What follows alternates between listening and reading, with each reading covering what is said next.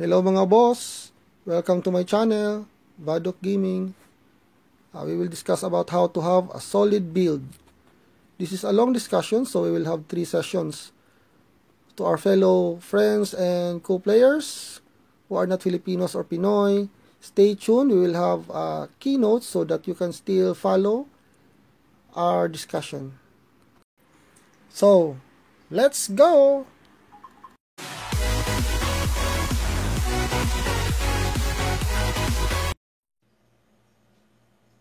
So, heto na. Ang pag-uusapan natin ay tungkol sa basic stats. Mostly, nakakalimutan na ng mga players na mag-build sa kanilang basic stats. Kasi sa dami ng ina-upgrade ngayon, nakakaligtaan na nila yun, no? So, ang bagay na yon ay yung hit rate. So, ilan ba ang kailangan na hit rate? Yun ang mostly tanong eh. Pag may hit rate ka, minsan wala kang benchmark kung ilan talaga ang dapat na hit rate mo. So, ang pagbabasihan natin is dito na lang sa character ko. Based on my experience and based sa mga naobserbahan ko. So, ito yung hit rate ko. So, pasensya na, medyo mabagal yung net, no? 0 yung diamonds. Pulubing-pulubi. So, ito yung hit rate ko, 981,000. So, for a 4 million BP, no? 4 million battle power. So, yan ang battle power ko. 4 million. So, actually, kulang pa yung hit rate na yan. So, ito, 4 million. Actually, kulang pa yung hit rate na yan.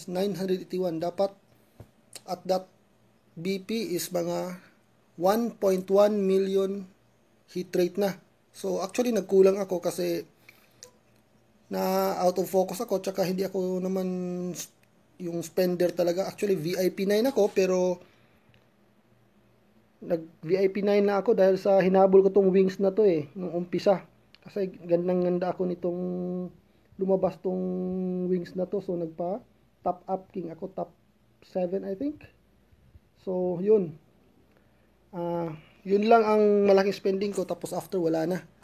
Yung mga binibili ko, yung mga ano na lang, yung mga monthly or monthly subscription at saka yung 50-50 na event ngayon, no? So VIP 9 yan, VIP 9. So hindi pa ganun ka, hindi mo pa masasabi na spender yun. Siguro mga VIP 10 yun doon to. So malayo pa yan sa ano. So 100,000 100,000 106,000 17 dayas pa ang kailangan para mag VIP 10. So malaking pera na ang kailangan nun. So doon mo nasabi na spender talaga to kasi pag umabot na sa VIP 10. So balik tayo doon sa hit rate, no? So dahil sobrang laki o laking kailangan ng hit rate, saan ba kukunin yun? No? Yun ang tanong na susunod na tanong mostly sa iyo. Pag sinabi mo na 1.1 million na, ang laki, saan ba kinukuha yun? So yun ang tanong. So dito natin ang unang gagawin din natin dahil sa nag-uumpisa tayo na mag-build, iniisip natin na ilan ba ang dapat hit rate. So dito tayo mag-umpisa. Sa skills, alliance skills, importante din yun. So, ano ba yun? O, ito. Hit rate, actually, mababa lang yung upgrades ko dito kasi nung umpisa, hindi din ako nag-focus dito. So, ngayon, nasasayangan na rin ako na mag-upgrade dito dahil marami na akong ina-upgrade. Pero, importante to kasi isipin mo, yung 7,419 na hit rate na yan, pag pumasok yan doon, hindi lang yung 714 sa 7,490 na hit rate. Meron pa yung percentage, kaya aangat yan. So, kailangan i-upgrade mo rin yan, at least siguro umabot ng mga 200,000 yung bawat click. So, doon pa lang, angat ka na, no? So, next is sa skins. Saan ba kinukuha? Sa skins. So, yan ang second option. So, ito weapons. So, dito kinukuha ang hit rate. Ito. So, bawat ano mo yan, meron siyang 980 hit rate. Pa isa-isa lang yan. Sabihin na natin 1,000 kasi ito may mga apps ko 1,000 na to eh. Yung hit rate na 1,417 yung may mga upgrades na. Yung mga naka-rank up na, so nasa 1,417 level 70. So malaking bagay 'yun, no? So lalo na pag marami kang skins. So dahil hindi naman ako ganun ka-spender, so 13 lang. Next is yung pinakamatinding nagbibigay ng hit rate, ito. Ito talaga HP and hit rate. So dito sa Horcrux ba 'yun? So ito 'yun. So ang hit rate na binibigay nito is 5,780. So hindi yun yellow, wala pang apps. So ito naman is nasa 7,947. So sobrang laki, no. So pag marami kang Horcrux, malaki ang HP, malaki rin ang hit rate. So actually dito ako nagfo-focus noon eh. Kaso ito 90 na. Kaso nag-stop ako kasi meron din akong iipunan at nag-focus ako sa iba, no. So sa as of now naman tumatama pa rin, nag-hit pa rin, nakakatama pa rin, pero for me kulang kasi meron akong nakalaban noon na parehos lang naman ng stats ng mga itong ano, kasi every time na nakikipag PVP ako, tinatanong ko every one of them na ano yung stats nila. So nagtataka ako bakit sobrang kati niya at sobrang kunat niya. What's the difference? Actually, ang difference lang ito, hit rate. So, yung isa, so, i-advance natin yung ano is flea, no? Sobrang laki ng hit at flea. Beaky siya, same as isa beaky, pero mas makati siya at mas makunat. So, so yun, skins, no? Skins next is glyphs. Isa to sa pinagkukunan ng malaking hit rate din kasi pag nakakuha ka ng glyphs. So, pag nakakuha ka kasi ng may percentage dito, malaking bagay yun. 1.7%, 2%, 1.9%. Yan o, hit bonus, 2%, malaking bagay yun. So, pag natanggal yan, tingnan natin ha, magtatanggal tayo. Hit rate 2.7%. Tanggalin natin, remove. Ilan ang natanggal sa hit rate ko? Hulaan nyo. So, malaking bagay yun. 981 yun, di ba? Tingnan nyo ang natanggal sa hit rate ko. Sobrang laki, no? 981, naging 962 na lang for a 2% plus na hit rate. So, isa din yan sa pinagkukunan. Malaking bagay talaga. Oh, 2.7, ganun kalaki ang ano, 900 lang naman ang sa taas, oh, yung figures. So, dito tayo kumukuha ng hit rate. Okay? Lastly, pwede tayong kumuha sa refine, pero hindi ako kumukuha dyan kasi as of now, iba ang pinagpo-focusan ko, as I said, na ito, enhance, tapos dito tayo sa refine. Actually, mas lamang ka talaga pag may mga apps ka dyan. Pag spender ka, isipin mo, pag na-max mo yan, 13,000. So, malaking bagay yun. Dito tayo sa 14,000. Pag na-apps mo yan, dalawang sword mo, or dalawang sword mo, at saka yung mga rings, ang laking hit rate nun. By the way, kung nagtatanong kayo, ano ba ang dapat gamitin? No?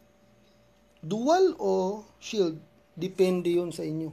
Kung paano nyo i-build yung character nyo. Para sa akin kasi, gusto ko yung dual kasi mas mabilis tumira at nakakahabol sa heal or sa mga regen ng kalaban. Pangatlo, yung dual kasi meron tayong excellent strike at attack. Yan, excellent strike, excellent at saka ignore. Excellent strike user kasi ako, kaya yun ang ginagamit ko. Tapos may hit pa na 11%. So, sobrang laking bagay yun na 11%. So, no? Dual yan ha. So, pwede sa refine pero hindi natin ginagamit yan. Actually, maraming mapagkukunan ng hit rate pero hindi ko na siya i-discuss dahil parang para sa akin, ito lang mga pwede mong i-focus. No? Yung iba kasi passive lang eh. Pwede, for example, dito oh. Ito, pag nag-ups ka nitong Zodiac Guardian, meron tong hit rate. So, tataas ang hit rate mo, pero makapag-focus dyan eh. Kumbaga, passive ang mangyari pag nag-ups ka, so mag-ups sabay-sabay yan. So, hindi ko na i-discuss na. So and so forth, marami pang hit rate, pero yung mga diniscuss ko lang, yun yung mas mabilis at makaka-focus ka kung gustuhin mo. No? So, yan yung pwedeng mapagkukunan ng hit rate. So, dun tayo. Next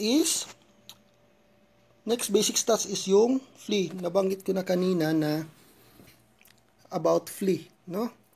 So, flea tayo. Ilan ba dapat ang flea ko? Hulaan nyo. Dual sword. So, dapat mataas ang hit rate. So, mataas ang hit rate ko for a 4 million pero para sa akin, kulang pa rin yun. So, flea. Compare ninyo yung flea nyo, 4 million BP ako. Compare nyo yung 4 million BP ninyo na naka-shield sa flea ko. Ilan kaya ang flea ko? Compared sa inyo. Let's see. 340,000. Pagpalagay na lang natin, close. Sarado natin sa 340,000. So, sa shield ninyo, 340,000 flea ba kayo or mas mataas pa? Kung mas mataas pa sa shield, better. Pero kung mababa, so, ibig sabihin, may kulang kayo. No? So, itong dalawa, ito yung partner to eh. Bakit kailangan ito ang pagtuunan muna ng build? Ano? So, bakit? First is, isipin nyo na lang, tingnan nyo yung stats ko, mababa lang yung attack ko, 1.7. Defense ko is wala pang 1 million. Physical attack yan, normal stats yan. Yung nakakalaban ko, 1.9, 2.1, 2 million na physical attack yung minimum. Pero, mas makati ang sa akin. Mas masakit at mas makunat. Bakit? Isipin nyo, yung damage niya, out of 10 na tira, malaki ang damage niya, no? Out of 10 na tira, ilan lang ang papasok kasi dahil mataas ang flea ko. Sabihin na lang natin, 6 or 5 out of 10. So, malaking bagay yun. Ako, mataas ang hit ko, mababa ang flea ninyo, o mababa ang flea ng kalaban ko, so, mas higher rate akong tatama. So, kahit na mas mababa ang physical attack ko, ang stats ko, dahil sa mas tumatama ako, mas masakit ako. So, that's my opinion ha. Doon ko kasi pinagbabasihan na kung paano ako lalakas, magiging makati at makunat. So, doon ang umpisa. Let's not talk about it pa sa mga mas deeper pa. So, i-discuss natin yan sa by sessions natin. So, this is the first session. Saan ba kukunin ang flea? So, dahil 340, saan kukunin yan? Yun na naman ang tanong. Diba? So, dito pa rin kukunin ito. Let's start pa rin. Dito pa rin. Dapat dito pa rin. Okay. Pwede mong pagparehain yan kung ano paabutin mo ng 150 or magkano ba to? 200 na ups per ups. No? Pwede. Depende sa inyo kung paano nyo. Kung meron kayong ibang paraan at meron kayong pwedeng i-focus ng mas mataas, pwede nyo i-lessen dito para makapag-focus kayo sa ibang bagay. Next is skins na naman. So, flea, nakukuha din sa skins. Saan sa skins? Tingnan natin. Actually, nakukuha siya sa wings. No? Bakit? Actually, maliit lang ang bigay ng flea. Pero malaking bagay siya pag meron ka. No? Ito, ang flea nitong bigay, may hit rate din to, pero may flea siya, 811. No? So, pag nag-ups ka rin ito, here, Kalimutan ko kanina ipakita din dito na part doon sa hit rate, no? So ito 811 ang flea. So ilang piraso to 10, no? So mga 800 plus to 900 ang flea. Mga nasa 1,000. 10,000. So malaking bagay na 'yun, no? Pero this is not hindi dito yung malaking napagkukunan talaga ng unless kung marami kang mapupuno mo tong 100 slots, malaking bagay 'yun. Talagang mamaw talaga ang build mo dito pag ganito ka no? Pero meron pang isa, no? Na pwedeng pagkukunan saan? Dito sa refine, no? Dito muna tayo sa Glyphs pala. Pwede din pala to kunin sa Glyphs. 340,000 yung sa akin, no? Dito muna tayo. Wag muna tayo sa refine. Dito muna tayo para parehos ng labas. Maghahanap tayo ng dodge dito, no? So, maghanap tayo ng dodge. Di ako prepared ito. Dodge bonus 3%. Malaki na ba yun? Para sa akin, malaki na yun. Dodge 3%. Wala na bang iba? Okay, 3%. Pag tinanggal natin yan sa 340,000 natin, ilan na lang ang flea natin? No? Ganun ako mag-investigate kung gaano kalaki ang difference pag nawala. Ang 332. CP nyo, almost 8,000. Almost 8,000 kasi may plus din yung mga nasa 7,800 sa 3% lang ang nawala, no? So actually meron pa kasi yung percentage kaya nag-multiply plus yung nawawala sa iyo, no? So here. So di ba malaking bagay 'yon. 332 tapos nadagdagan lang 3%, naging 340. So next is ito yung pinakagusto kong i-apps. Dito sa refine. Ito yung kanina. Refine. Saan ba pwedeng mag-apps ng refine? Dito sa boots. So, i-maximize mo yung boots. Bakit gustong-gusto ko to? Dahil sa ika-third natin na pag-uusapan, di ba? Ang una is hit. Second is flea. The third one, hindi siya basic stats, pero special stats siya para sa akin. Inner stats. Pero pa sa akin, special kasi SAS ito yung nagsusupport sa hit mo at flea. Ito yung tinatawag na lifesteal on hit. Bawat hit mo, magre-recover o magkakaroon ka ng HP. O, di ba? Hindi siya tumatama,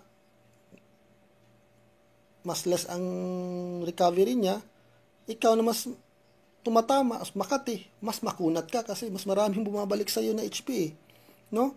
So, bakit pinofocus natin tong lifesteal?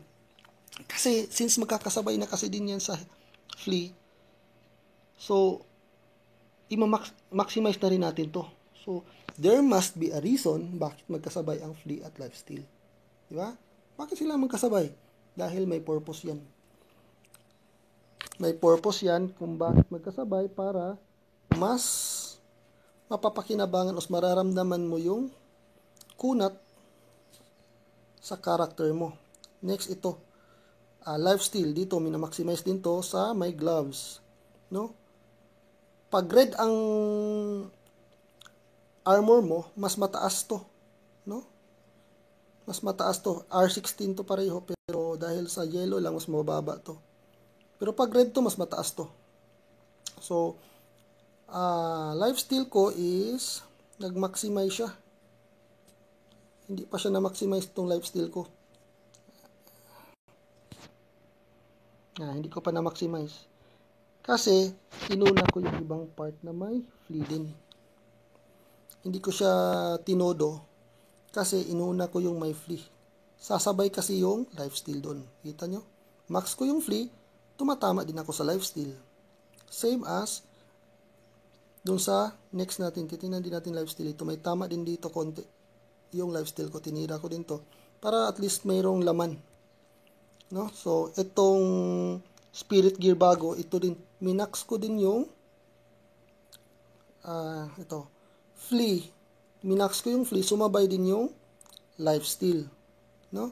So, yan ang pangatlong stats na sinasabi ko sa inyo, na dalawang basic stats which is hit and flea, and isang inner na for me is special stats, kasi sasabay siya pag nag-refine ka, no? Bakit special? Kasi inner siya, di mo siya pero ito sumasabay siya sa basic stats. So, ilan ba ang dapat na lifesteal ko or lifesteal mo? So, ipapakita ko dito ilan ang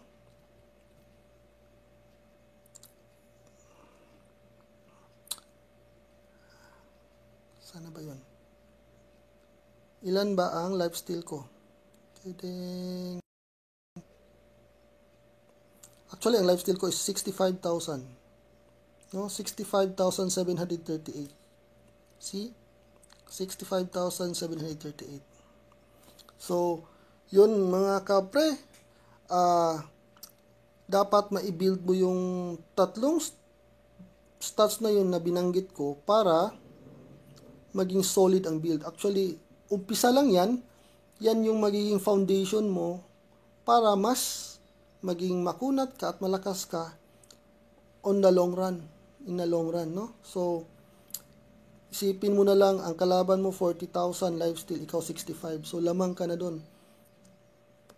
Saan ako nagbabase niyan? Kasi nasubukan ko dati yung golem. Pag golem ang kalaban ko noon, nung time na yun na pantay-pantay pa ang mga stats namin, bakit parang ang kunat niya? Pero pag hindi, ang lambot. Bakit pag razor, malambot lang siya? Bakit pag ang kalaban ko golem, makunat? Hindi yung dahil nakapag-dodge siya, no? Nakapag-skill siya ng dodge, pero makunat talaga. Kahit wala na siyang pag tinitira ko, parang ang tagal maubos ng HP niya. Even though na nakikita ko, naobserbahan ko rin kasi yan, kahit nag-function yung flea niya, nakikita ko na after nawala yung 4 million or so on na ilang flea yun, makunat pa rin. Dahil yun sa 20,000 na regen ng golem, no? So doon ako nagbase, kaya itinaas ko yung akin. Actually maliit, kulang pa to eh. Dapat mga nasa 80 to 100 na dapat to eh, para mas siksik yung lifesteal. Kaso nga hindi tayo spender, pa-easy-easy lang.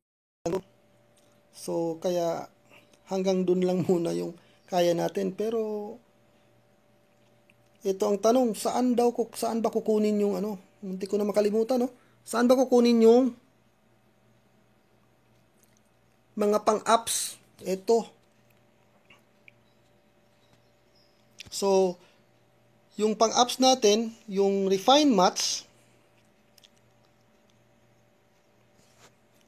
So, ito yung refine mats, no? Tapos, alchemy stone. Saan ba kukunin yung alchemy stone? Sa tarot, marami doon alchemy stone. Saan ba kukunin yung pink na mats? Sa phantom, no? Lagi yun. Kakakuha ka nun madami. 50 to 100 a day. So, kung marami kang tarot points, tadtarin mo na ng bili ng alchemy, tadtarin mo na tong mga stats na to. Yung sa refine na sinasabi ko, no? So, siguro, stay tuned sa next natin na session, kasi pag-uusapan natin yung inner stats naman. Kung ilan dapat at kung saan kukunin, no? Sa next session natin, ipapakita ko sa inyo yung inner stats ko. Para ang i-discuss na lang natin kung saan kukunin at kung anong magandang i-build, depende sa gusto ninyo at depende sa available, no? Ito yung inner stats ko. Kidding. Actually, hindi ko alam kung mataas o mababa, no? So, ito. Dito tayo sa excellent is 188. Actually, nabawasan to. Actually, nasa 200 to eh. Nabawasan lang ngayon. Double damage is 85. Ignore is 34%. Actually, naghahanghang eh. Next is mga importante lang ang sasabihin ko, no. Excellency resist is 158. Actually, umabot to ng 170 eh. Kinulang lang kasi nag-adjust ako konti para maghabol na naman ako ulit sa excellent resistance. Double resistant is 73. So, the question, saan ko kukunin, no? 143 sa damage penetration and excellency bonus 94. So, siguro nagtatanong kayo, saan kaya kinuha niya yan? Or, siguro sa iba, okay na yung stats. So, anyway, next session, pag-usapan natin yan kung saan ko kinuha ang mga stats na yan at kung ano, bakit ganun ang binild ko. Sige. As of now, so, mga ka-boss, mga ka-pre, kung ano man kayo, stay tuned and don't forget to like and subscribe my channel. Huwag niyong kalimutan na mag-subscribe at mag-click sa notification button para sa susunod na vlog. Okay? Thank you and babush!